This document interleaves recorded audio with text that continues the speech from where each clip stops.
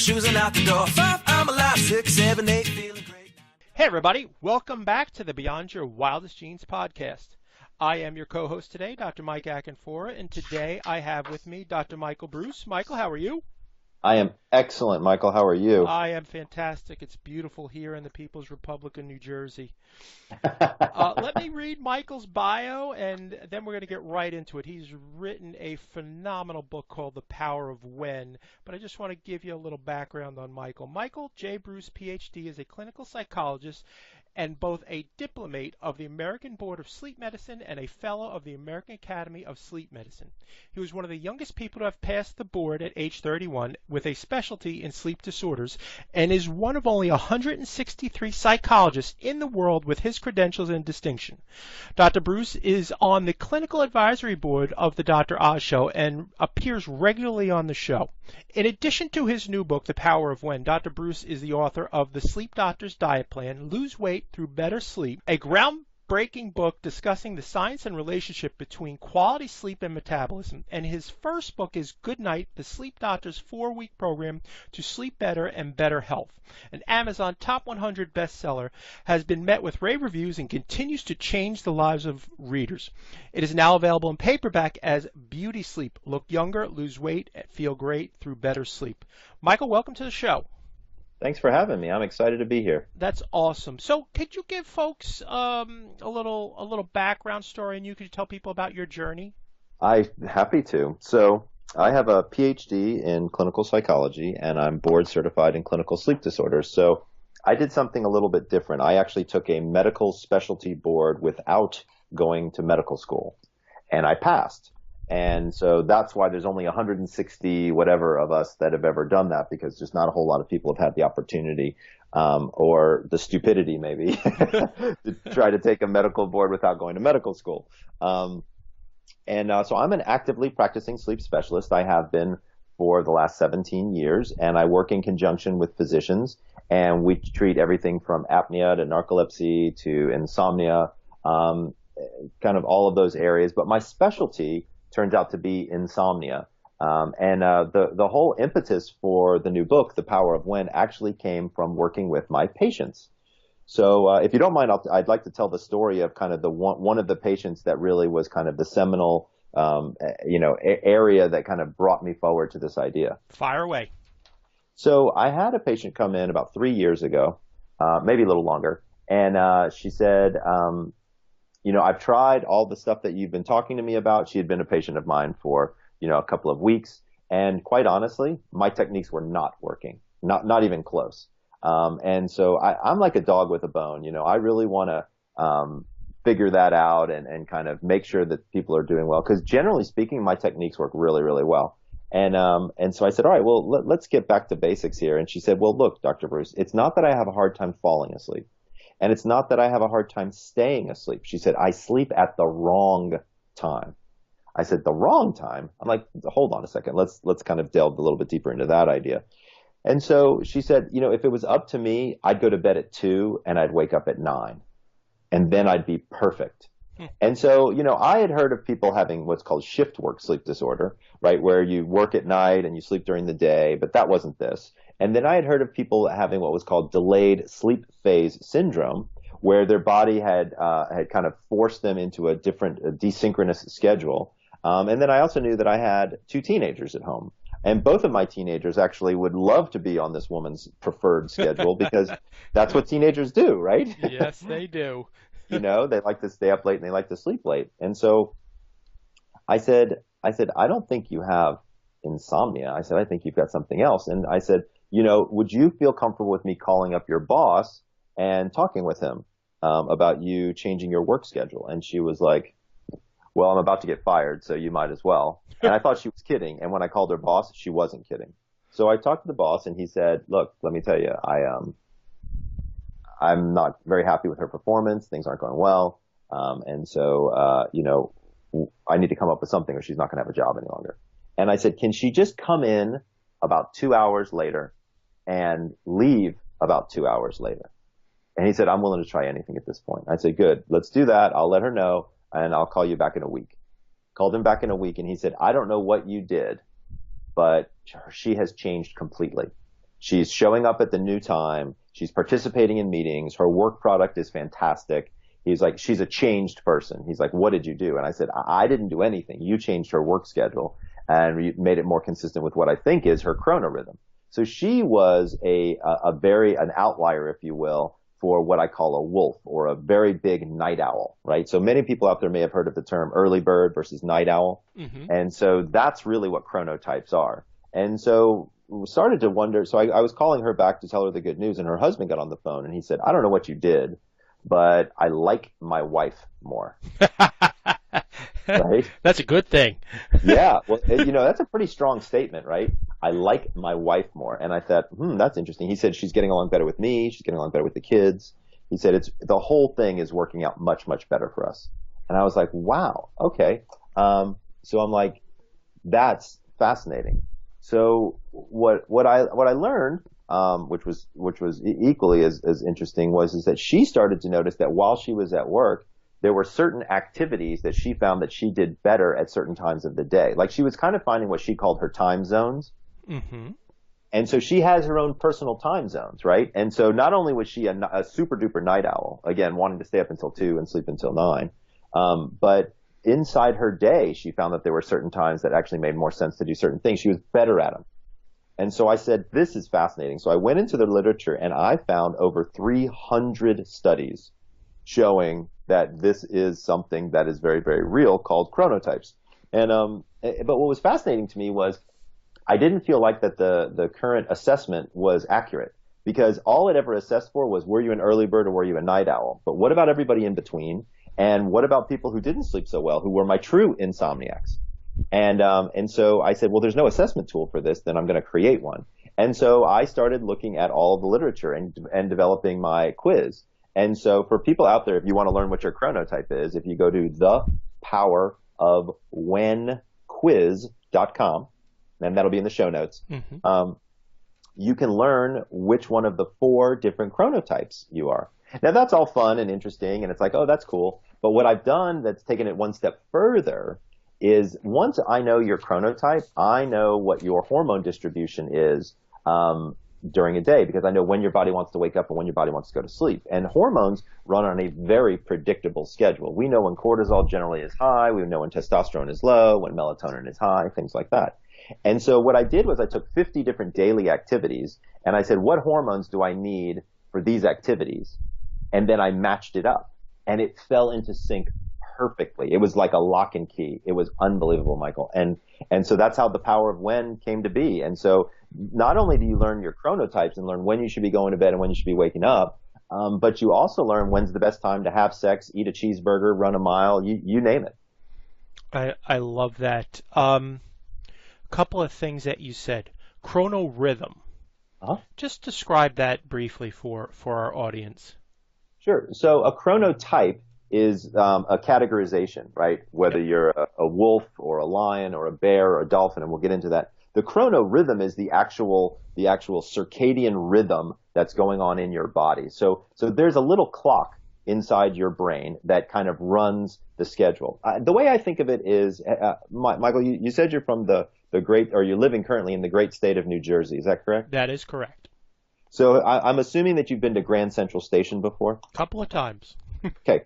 So Grand Central Station is a really interesting place because there are literally hundreds of trains coming in at any given time, right? And they've got all these different tracks, but Grand Central is the hub. So I want everybody to think of their main circadian rhythm or their internal biological clock as Grand Central Station. But yet there are so many different trains coming in and out. If any one of those trains gets off track, it screws up everything and you get this huge log jam. That's exactly how it works in your head. There's this place in your brain called the suprachiasmatic nucleus. Now, I'm not expecting anybody to know that, much less figure out how to spell it because it's kind of tough to do. But understand that there's a clock that times all of these different things. So it times your digestion. So it tells you when to eat. It times your sleep. So it times your melatonin. It times your immune function so you can ward off disease. It times your heart rate so you can be more athletic at certain times. I mean, all of these signals are coming from this one central clock in your brain, and it hits all these other clocks. Turns out there's almost 100 clocks throughout your body. Every Wow. organ system has a clock. Every disease state has a clock. It's very, very interesting. And all these signals are coming in. And so the circadian rhythm, or the chronorhythm, if you will, is that time that passes for each individual organ system and what occurs during that time. Brilliant. Okay, so here's the big reveal that I'm waiting for. Can you describe your unique perspective and break down what you call chronotypes? Absolutely. So when we look at chronotypes, here's what we know is we know there's an early bird and we know there's a night owl. Now, first of all, I'm not a bird. I'm a mammal. And so I didn't want to be related to a bird. I wanted to be related to a mammal so that I could kind of relate and understand it. And I actually chose, by the way, animals that have these very specific rhythms. So early bird gets replaced with a lion, okay? And my lions are my people that wake up at 5:30 in the morning and go to bed by 8:30, 9 o'clock at night, as an example. They have several other characteristics, and I'll tell you what those are in a minute. My wolves replace the night owl. And so I happen to personally be a wolf. I'm a late night person. I never go to bed before midnight. I get up around 6:30, 7 o'clock. I don't actually require a lot of sleep. I only need about 6.5 hours. So, by the way, everybody out there, 8 hours is a myth. Very few people actually need exactly 8 hours. I've been a 6.5 hour sleeper almost my entire life. That works for me. That 12 to 6:30 works for me. There's people in between, which is the majority of the population. I call them bears. And then there's people who are poor sleepers, and I call them dolphins. Now, the reason I call my poor sleepers dolphins is most people don't know this, but dolphins sleep unihemispherically. So half of their brain is asleep while the other half is awake and looking for predators. And I thought that was a really good representation of people who don't sleep very well, in and out of sleep, never quite into the depths of sleep. So now I'm going to break the categories down by personality type and by population.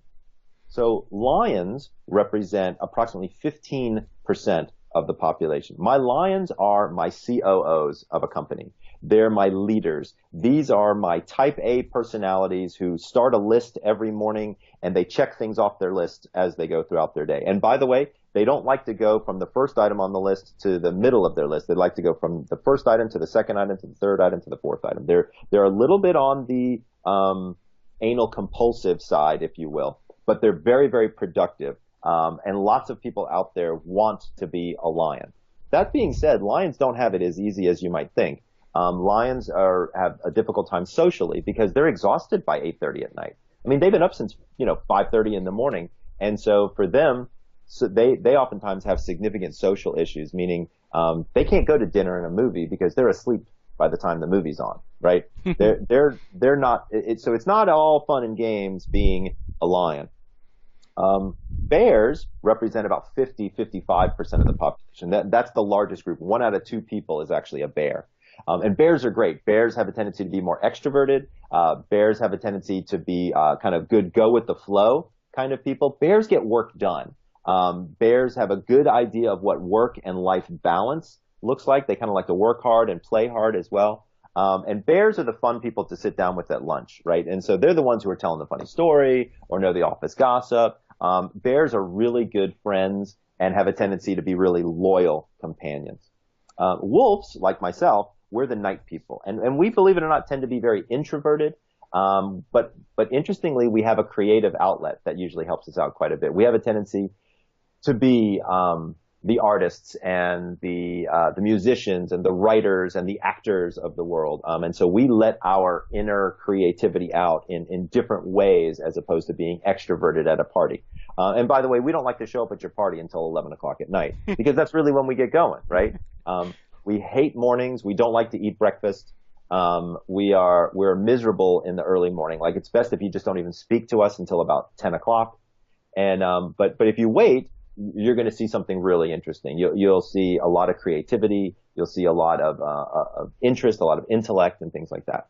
My dolphins are also my type A personalities, similar to my lions. They're highly intelligent, but my dolphins have got a little too much obsessive compulsive nature to them. And oftentimes, they don't actually complete tasks because they're so busy trying to get every detail done. And so they have a productivity issue oftentimes because if it's not perfect, it's not done to them. And they can have some pretty significant issues with their sleep. They make up about 10 to 15% of the population as well. It's really interesting, as I was speaking before we got on with you, Michael, that my wife and I both read your book, loved the book, and then had the discussion on where we thought we felt. And she felt she was a bear because she was extroverted and she is fun and she is funny, tells great stories. But she's the one up at 5:30. She's the one who is, I would say she's the COO, and she really fits into that. She does have some bear tendencies, but it's just interesting in talking to you, and I can see why she was thinking that she was more of a bear, and then she took the test and it said bear. She wasn't happy with those results, I will tell you. She wanted to be a lion. So first of all, lots of people have what I call lion envy, okay? Where they want to be a lion. And also remember, this is all on a continuum, right? Yes. And so bears can have a lionishness, if you will, or wolfishness, depending upon where they are in their life. And by the way, your chronorhythm changes over time. So when you're younger, like we were talking about my teenagers, almost all teenagers are wolves. They like to stay up late and they like to sleep late. Whereas as we get older, I'm 48 years old, but as I start to approach my 50s and mid 50s, what I will find is I'll have a tendency to move more towards a lion or more towards a dolphin, because I'll want to go to bed earlier, get up earlier. My sleep may be more disrupted due to medical frailty or medications I might take or things like that. So it stays stable from about age 20 to about age 50. Okay. So, Denise, just so you know, you're still a lion, sweetie. You're a lion in everybody's eyes. Exactly. Talk a little bit about that, the sleep and alertness patterns. I think that's really important because we're seeing. I want to say, it kind of reminds me of that movie when we were younger, Field of Dreams, where the brother-in-law turns around and he's like, "Where'd all those players come from?"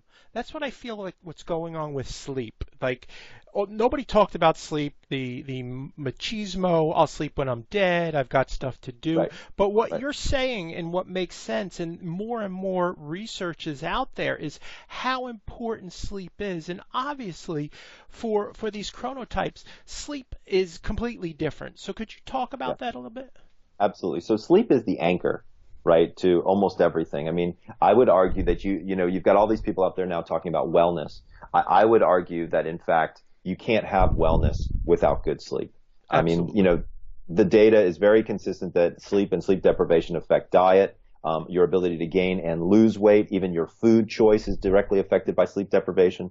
We know that exercise is directly affected by sleep deprivation. The effort that you feel in exercising is directly affected by that. So we know that sleep becomes the anchor, right? And so what's interesting about sleep for the different chronotypes is it's actually kind of different. So what I can do, let's go through, if we can, we'll go through each one's schedule. Yeah. So I've got them. I'm going to lay them out here.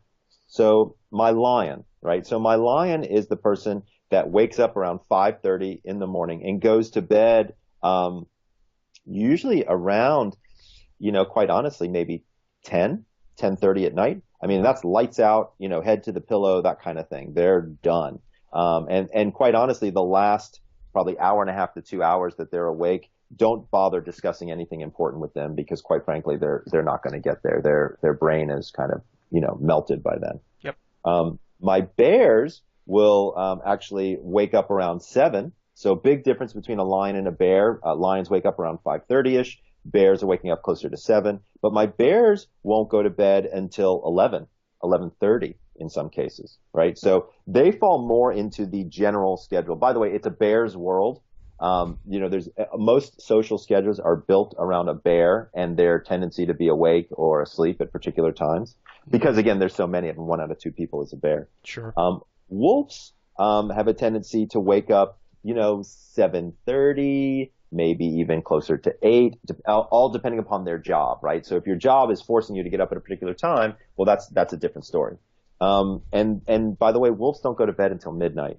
I mean, I try to get them to just turn their screens off by 11, and sometimes that can be a chore. But yeah, wolves will go to bed around midnight, and then dolphins are my problem children, right? And so dolphins, if I can get a dolphin to stay in bed and sleep for 6.5 to 7 hours, I've usually performed a miracle. But they get up around 6:30, and then they're usually going to bed around 11:30, 12 o'clock. 11:30 to 12. I am writing down rapidly. So in working with these folks and being able to chronotype, do you see people embracing that? Because to me, this makes a hell of a lot of sense. And seriously, like if you get, for example, a wolf, that's why kids have a really hard time in school, and you Yes. see them when they get to college.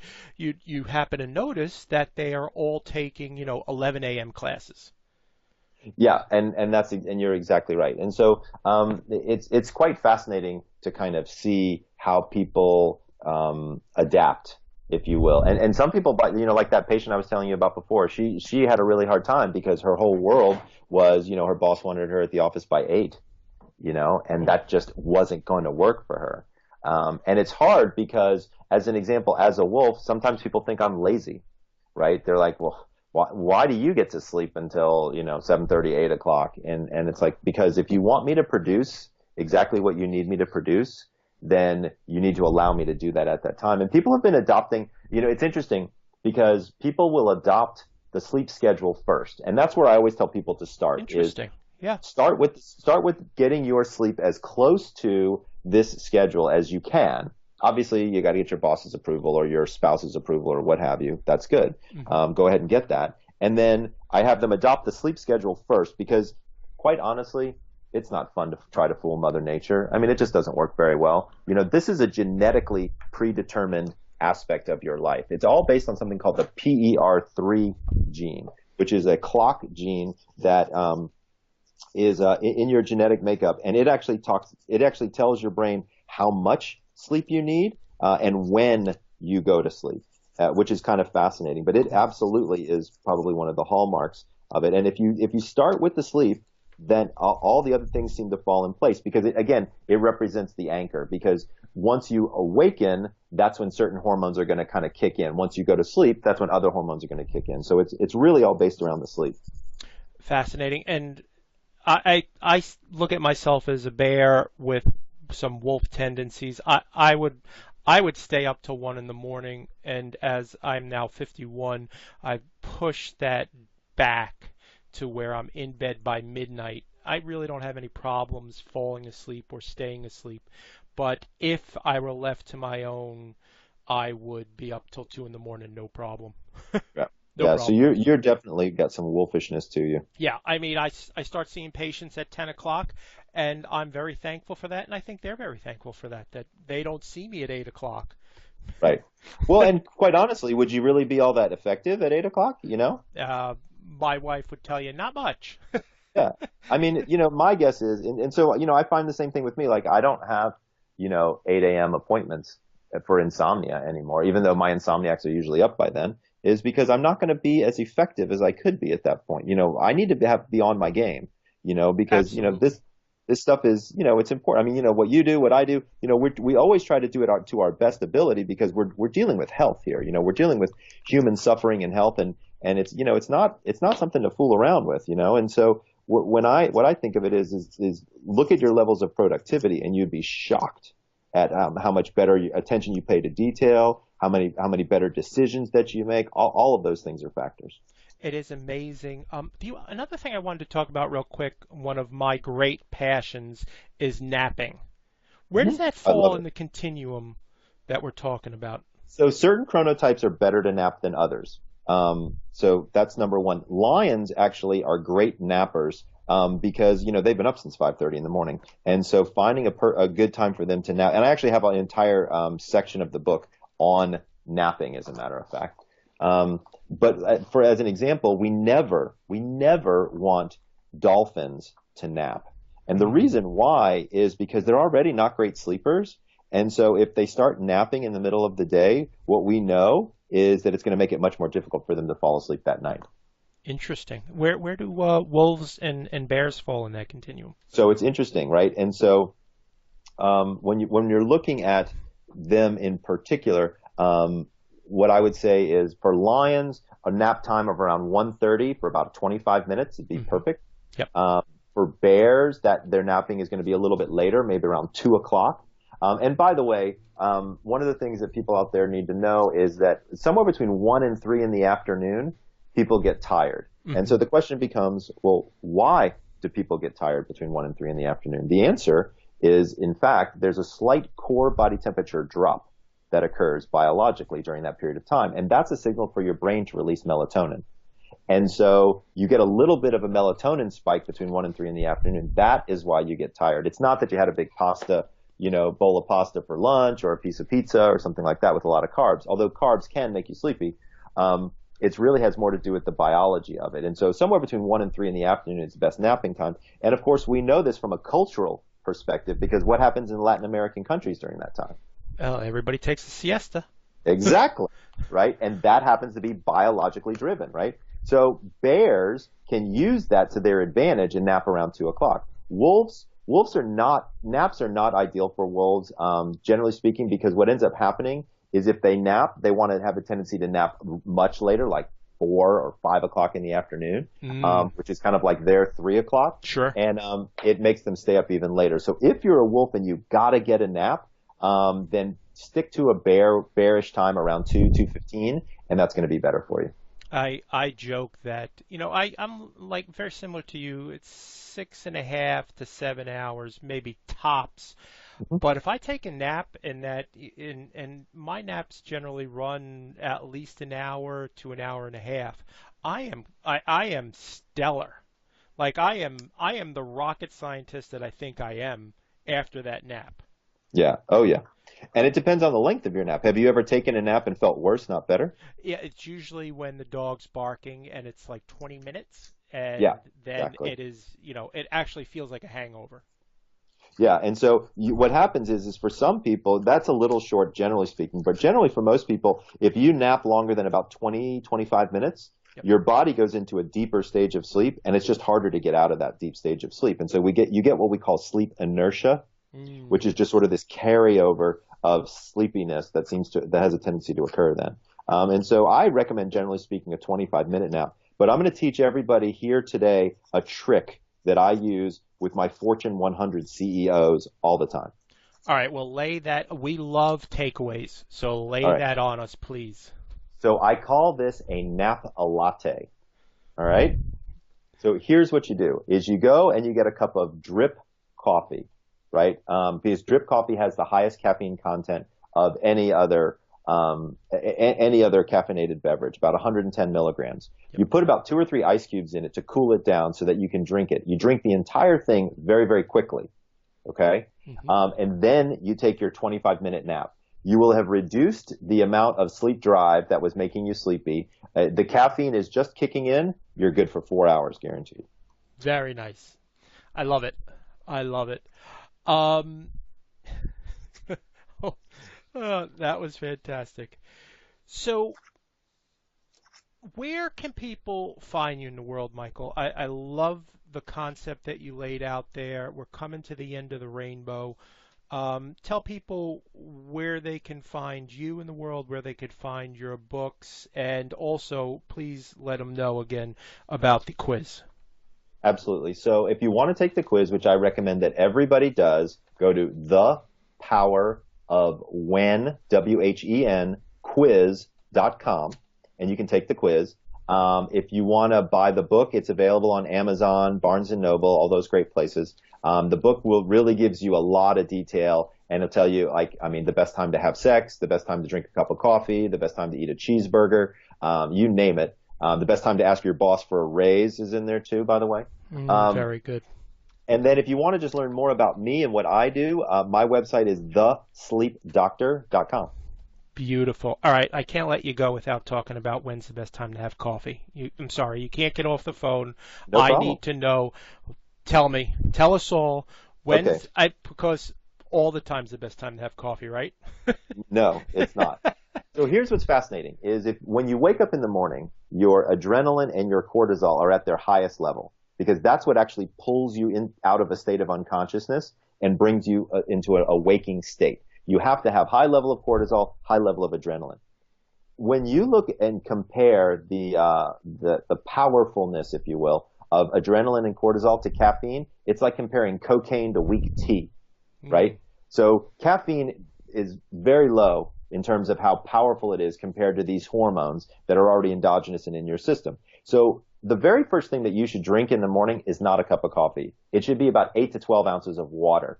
Most people don't know, but as you breathe out while you're sleeping at night, you actually breathe out almost a full liter of water. So you wake up dehydrated. Caffeine's a diuretic. So if you drink caffeine or coffee in the morning, you're actually telling your body to pee more, which means you're going to get even more dehydrated. Drink an 8 to 12 ounce glass of water when you wake up. And then approximately 90 minutes after you wake up, that is when your adrenaline and cortisol begin to go down. And so if you add caffeine at that point, you will actually naturally lift it back up and give yourself more of an energetic state. So between 90 and 120 minutes after you wake up is the perfect time for your first cup of coffee. 90 to 120 minutes. Perfect. That's brilliant. I love it. Thank you for that. That's another takeaway, folks. So thank you, Michael, so much for being on the show. I greatly appreciate you taking your time out of your busy day to talk to us in our community. Folks, happy to do it. Oh, thank you. Folks, if you've liked what you heard, please go to iTunes and leave a 5-star review. Help us to help you so that more people understand and hear what we're saying. And thanks, everybody, and have a great day. Ciao.